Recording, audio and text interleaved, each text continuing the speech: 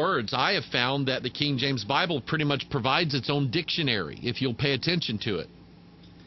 So anyway, let that be a help to you. Eric says, hello, Pastor Mike. My name is Josh. I'm Eric's son. Gotcha. I wanted to know is, please could you shed some light on this verse? 1 Corinthians 14:2. This verse says, for he that speaketh in an unknown tongue speaketh not unto men, but unto God. For no man understandeth him. Howbeit in the Spirit he speaketh mysteries. Thank you for your time. Yes. When the apostles spoke, on the day of Pentecost, when they spoke in those tongues, they were understood by the people who were hearing them, who understood that that was their language. It was not some mystical shanana, shanana, shanana, dabba dabba dabba da shanana. That was not what they were doing. They were speaking languages that the people around them heard and understood. Now, God understood every word that Peter said. Now, did Peter understand what he was saying? I don't know. But here is what Paul is saying. Paul is saying, for he that speaketh in an unknown tongue speaketh not unto men, but unto God. God understands that language that that person is speaking, but you may not understand it. For no man understandeth him, howbeit in the Spirit he speaketh mysteries.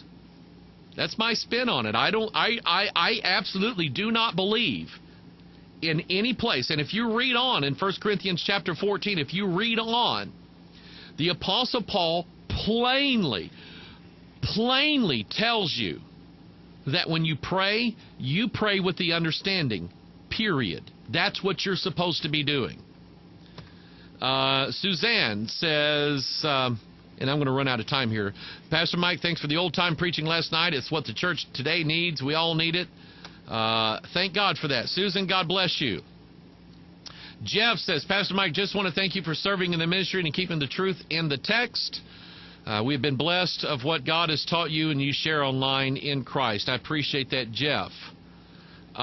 Let's see here. Cheryl has a rapture question. Are all believers part of the bride, or is it just those who are living holy, sanctified lives, doing what the Lord requires, that are taken in the rapture?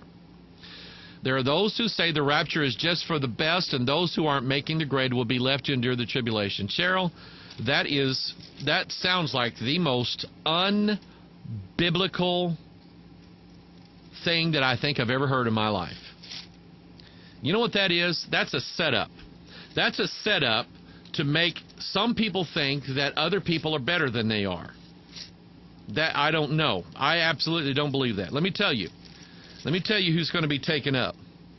For the Lord himself shall descend from heaven with a shout, with the voice of the archangel, with the trump of God, and the dead in Christ shall rise first. Then we which are alive and remain. It doesn't say anything here about those of us who are really good, those of us who are better than everybody else. It says, we which are alive and remain shall be caught up together with them. Let me say it how Paul said it in 1 Corinthians 15.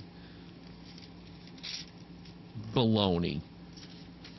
The best Christians are going to be taken up, and you bad Christians are going to have to go through the tribulation. God said so. That's... Behold, I show you a mystery. We shall not all sleep, but we shall all be changed in a moment, in the twinkling of an eye, at the last trump. For the trumpet shall sound, and the dead shall be raised incorruptible, and we shall be changed. For this corruptible... Paul was talking about himself. He's talking about his corrupt body. And in Romans chapter 7, Paul tells you. You know what Paul said of himself in Romans 7?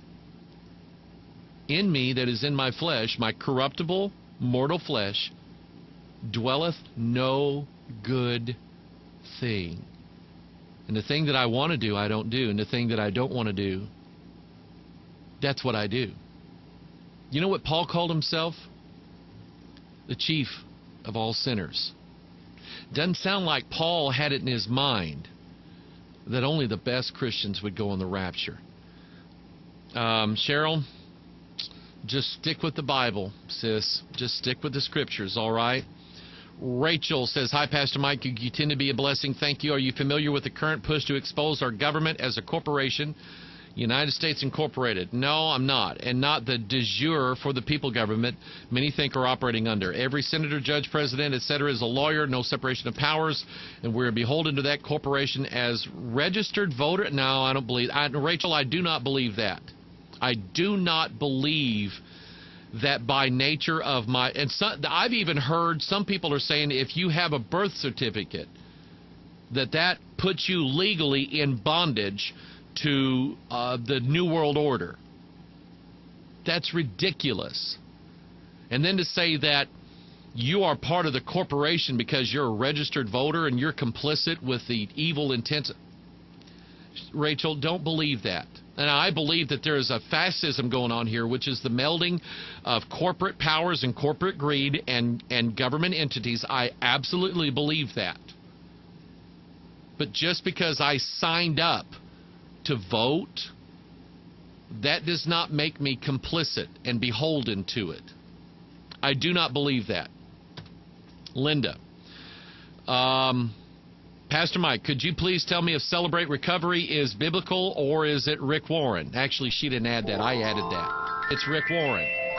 Does that give you a clue? Anyway, it's been a beautiful day in the neighborhood. I love you. Hope you've enjoyed it. When we get it posted online, tell others, post it on your Facebook, and you will make a lot of people very angry with you.